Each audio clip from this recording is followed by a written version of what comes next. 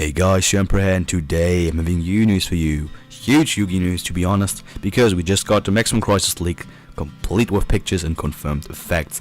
So let's just get straight into it. First card is Hararara. It's what we call Ghost Ash and Spring Breeze here in the TCG, and as you can see from the name, it's the successor to Ghost Ogre and Snow Rabbit, or Winter Cherries. It's a level 3 fire zombie type monster with 0 attack and 1800 defense. And during a player's turn, except during the damage steps, when an opponent activates a card effect that moves a card from the deck to the hand or graveyard or special summons a monster from the deck, I can discard this card and negate it. This is pretty good, because basically you want to search anything, it just doesn't work. You want to special summon like Mormorad, doesn't work. Warmore next door, no. Pretty good card against like anything. Next card is the new Fairy Tail Kaguya. It's again a level 4 light spellcaster type monster with 1850 attack and 1000 defense, just like the other Fairy Tail cards. And when this card is normal summoned, I can add one spellcaster type monster with 1850 attack from my deck to my hand.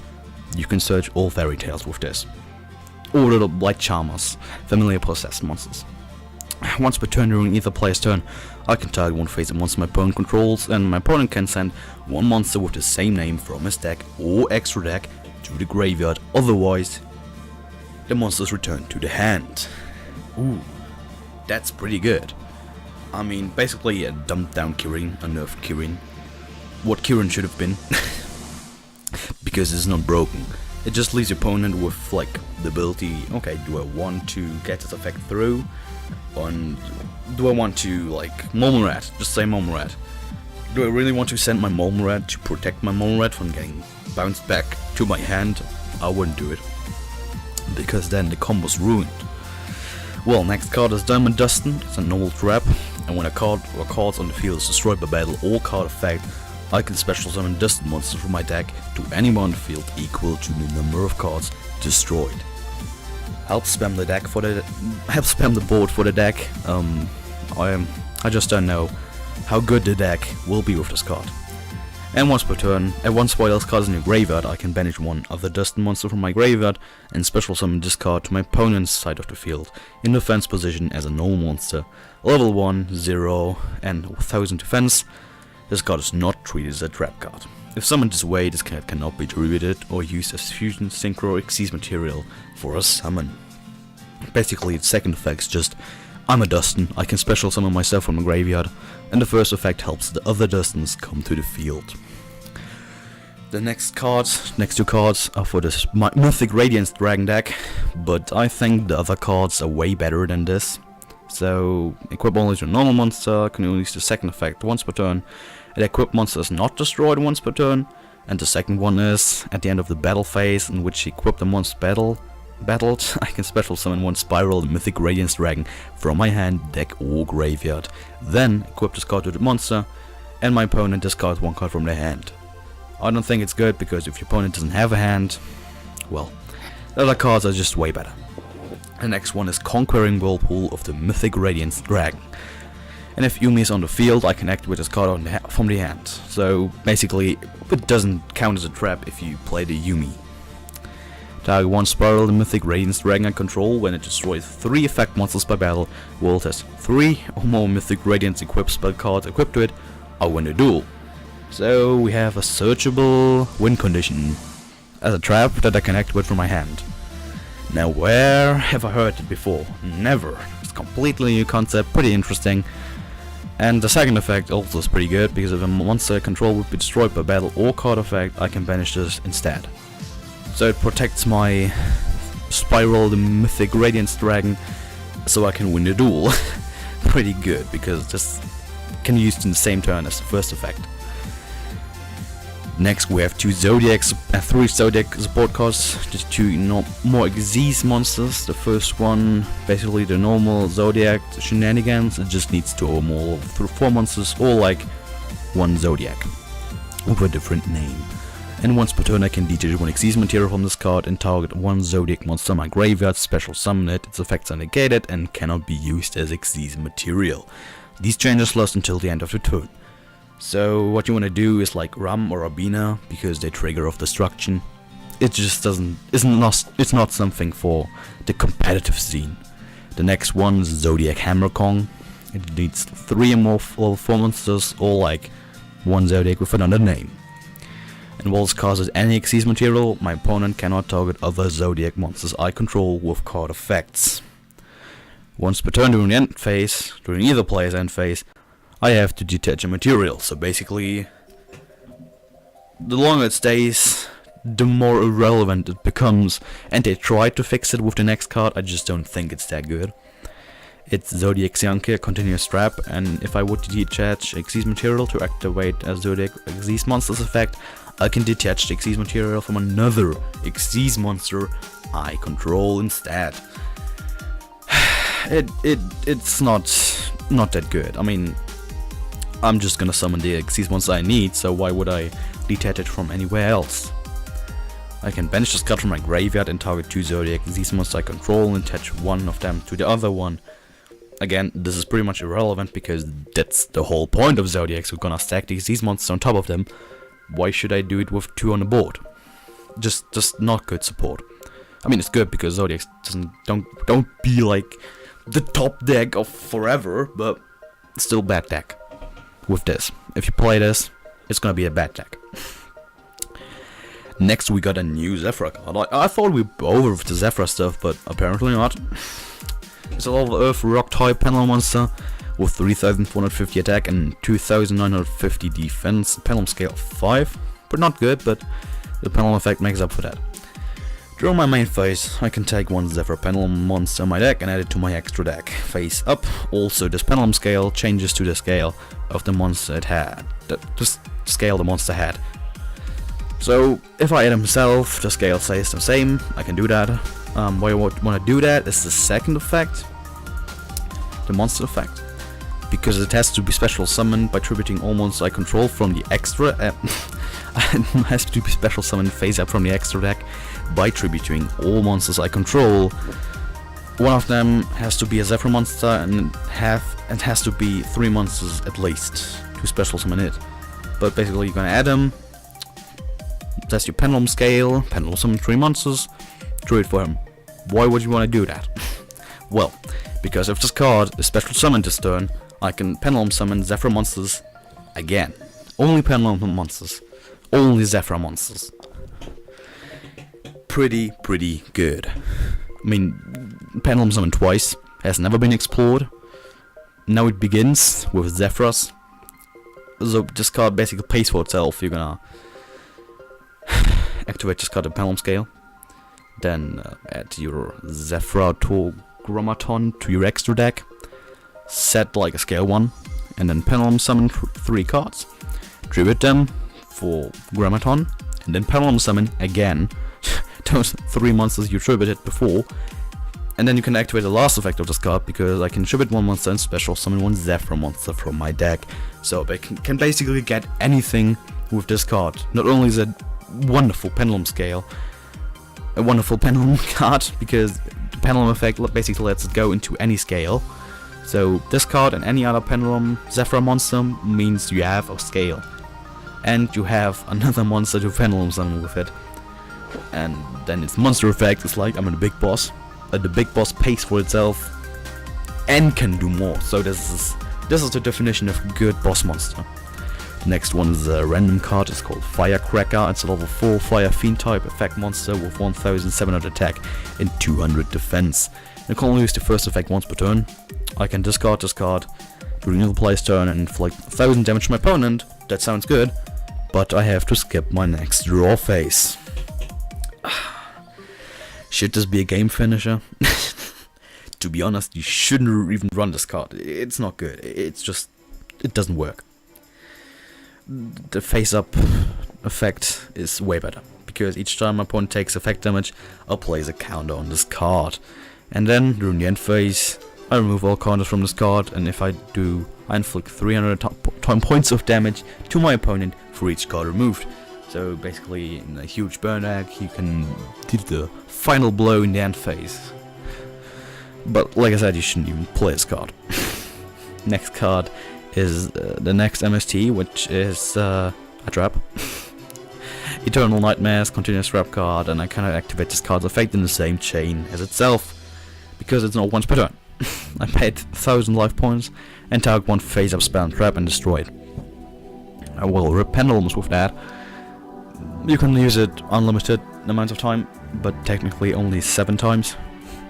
And then you can't even play like the Solms, so I don't think this card is that good. Maybe in a pendulum format you can play this card in a side deck, but other than that, bad MST. Next card is Showtime. It's our, well, new terraforming quick play spell. I can take 2 field spell cards from my deck with different names and set one on either player's side of the field, and yeah, as long as one of them is on the field, neither player can activate new field spells. That's pretty interesting, because like this is anti every other field spell deck, and they have to waste their Twin Twister with like their field spell and my field spell. It's pretty good, because it's like hinders completely ABC and stuff. You play this against B.E.S, they cry, but you can also play this in B.E.S and give them like the suit of Orichalcos, and they're still gonna cry. Next card is Familliar-Possessed Lunia. We waited long for this card, and it's finally here. Level 4 light spellcaster with 1850 attack and 1500 defense. I can special summon this card from my hand or my deck by sending one face-up Lunar Light Charmer and one face-up light monster I control to the graveyard. And if this card is special summoned by its first effect, I can add one spellcaster type monster with 1500 defense from my deck to my hand except itself.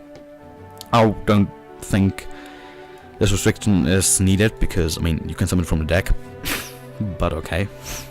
And if this card was special summoned by its first effect and attacks a defense position monster, it inflicts piercing damage. I'm not sure what you want to pierce with 1850, but give it a try. Next we got some Speedroid cards. Speedroid Fiend Magnet, level 1 wind machine type monster, and it can only be used as synchro material by its own effect, and the effect can only be used once per turn. If this card is normal special summoned during my main phase, I can target a face-up monster my opponent controls and immediately synchro summon one wind monster using those 2 cards only. Oh well, I see it. Kaiju Speedroid deck. No, seriously, Speedroid Kaijus with Terra Top would technically work and be better than Speedroids, because like you say, you play against Xyz deck, you lose, you straight up lose. They play like a high level synchro deck. What you want to do, you want to synchro with Quasar? Try that. This is not good in Speedroids, better in Kaiju Speedroids or something like that. It's just really bad. The next support card is also really bad.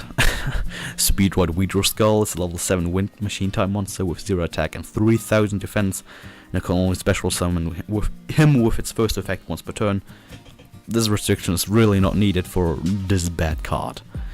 During the play standby phase, if my opponent controls a monster with special summon from the extra deck, I can special summon himself from the hand. That sounds reasonable. Cannot be destroyed by battle with normal summon monster. I don't think there is any normal summon monster that can get over that. Except like maybe the dinosaurs, because they have ridiculous amounts of attack. Your opponent takes all damage you would have taken from battle involving this card. This is probably the best effect this card has, and it's still bad. I mean, Speedroids are not like, yeah, battle focused, you take all the damage, wow. It just doesn't work, and you may think, oh May, Emperor, I can attack this card into anything. Well, if your control monster is not a Speedroid monster, this card is destroyed. Just as destroyed as our hopes and dreams of this card being used ever. Like, it's not useful in Speedroids, it's not useful in any other deck, it's just the biggest piece of trash in Maximum Crisis. And I love Speedroids, so that's pretty harsh to say. Next card is a Phantom Knights card, the enabler for the new rank 2, because if I can target a face-up monster, it loses 600 attack, and then its level becomes 2, and my Phantom Knight monsters cannot be destroyed by battle this turn. Interesting. Sadly, the level 2 thing just... it doesn't work for next turn. I can make it level 2. And you're saying like, okay, good, I'll make this on my opponent's turn, protect my monsters, and next turn I'm gonna like overlay. Well, the level 2 is only gonna stay until the end phase, so you only have one. So you need to play the Magnet Ring or play this in your turn. And I don't know why the battle destruction protection is then there, but you can do a lot of stuff with this. Maybe interrupt your opponent's plays, Xyz plays. Red Drop is gonna cry. You do this when I wanna summon my first 4 strakes, I'm gonna rage quit. Yeah, because you special summon this card then as a level 2 with such an attack and defense position is a Phantom Knight, so it doesn't get destroyed, but it should have been like level 2 should have been forever. Of course until it leaves the field, but it should be like that, so I can protect my monsters, then overlay, but... well, next card. Good card. Let's get to the good card. B.E.S. Big Core Mark III. Oh boys. New stuff for B.E.S. I love the spaceship, so this is like... oh, the shit. It's the Light Machine, the last one. We had one attribute missing. So this is like the one we needed. Level 8, 2700 attack and 1900 defense. My opponent controls a monster and I do not. I can special summon this card from my hand and face up defense position. Then it gets 3 counters, because if it's normal or special summoned, I can place 3 counters on it. With the new field spell, it is a 4th counter, and it cannot be destroyed by battle. And each battle, it removes 1 counter from it. If it cannot, it's destroyed. The normal B.S. stuff. The defense position special summon is not bad, because it can't die when the field spell is out. It can't be destroyed by battle, card effect, or cannot be targeted, so... like Ignister, but... Ignister against B.E.S. Big Core Mark III, that's a bit sad. Good effect is not only that it can special summon itself, but also it has a graveyard effect, which is unusual for B.E.S. I can banish it and shuffle all bit of B.E.S. that are in my graveyard into my deck. This fixes the problems of running out of monsters against like a deck like the new dinosaurs with the big beaters. They're gonna run over you, so you have to stall, and eventually you don't have any monsters to summon with boss rush. Or you maybe don't want to play too much B.E.S. because it could break. But then you run out of monsters to special summon. This fixes all the problems. It's like instant 3-0 for the deck, and you will see a deck profile in the following days, because I love the deck. I love spaceships, so it's a given. Last card is actually very interesting. It's Bus Signal, a quick play spell card, and can only be activated once per turn. I can target one Xyz monster of the insect type and special summon one insect type Xyz monster from my extra deck that is 2 ranks higher or lower by using its as Xyz material, and of course all the Xyz material that were on that monster are attached to the new one. This is like straight up trolling from Konami, because clearly on the artwork, as you can see, these are digital bugs, insect type Xyz monster, all the digital bugs, skipping 2 ranks, digital bugs, but better not give it the digital bug name, because all the digital bug cards are bad. Oh man, saying digital bug so much in a row really is a tongue twister. So this is pretty good, because pretty good for digital bugs, also pretty good for insect support in general, because they don't have so much. The problem with the digital bugs was you want to rank up, you need to detach all the materials, almost, so you like had nothing to do. Okay, you have the big beater, but you cannot use all its effects, because then you don't have Xyz materials and can rank up again. This fixes this problem, and it's like a 3-0, even though you can't search it, because it's not a rank up magic either, so no shenanigans if a rank up magic searcher ever comes out. That is it for the Maximum Crisis Leaks. Tap down in the comments below what you think of all the cards, what you card like the best, because well, there are a lot of good and a lot of bad cards. My favorite card is probably the new B.E.S. spaceship, because just the deck's really cool. Subscribe if you want to see more content, and your Emperor signing out.